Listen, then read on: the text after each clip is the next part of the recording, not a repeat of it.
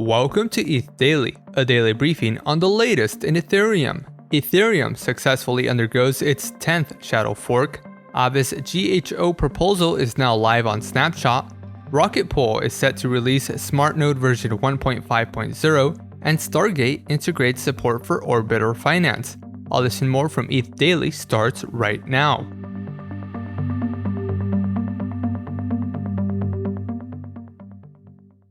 The 10th shadow fork for Ethereum mainnet went live today without any client issues.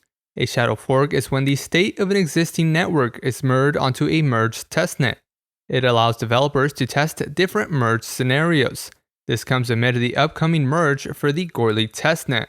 Prater, the beacon chain testnet for Goerli, will run through the Bellatrix upgrade on August 4th. Goerli is then expected to hit TTD 10,790,000 between August 6th and August 12th.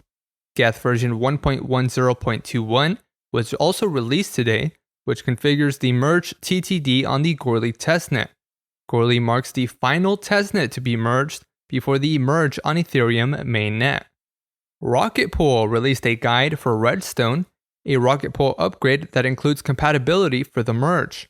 Rocket Pool node operators should prepare their nodes for Smart Node version 1.5.0, which will be released later this week.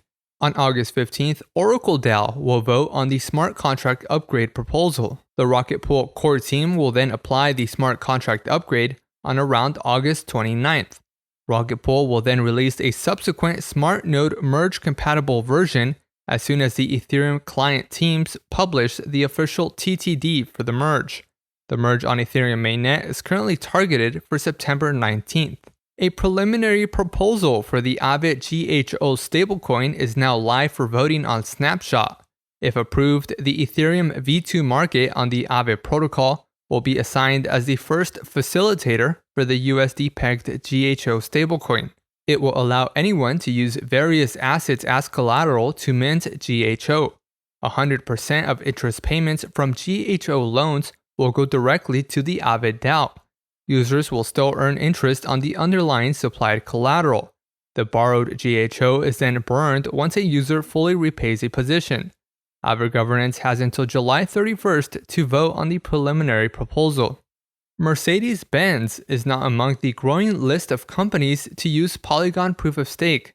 Daimler Southeast Asia, part of the Mercedes-Benz group, is now in production with its Eccentric blockchain. Eccentric is a decentralized data marketplace that allows enterprises to buy and sell data. Private data can also be sold for its use in calculating results without revealing the underlying data. Eccentric executes transactions on Polygon. Users can pay for data with a stablecoin, but still need Matic to pay for gas.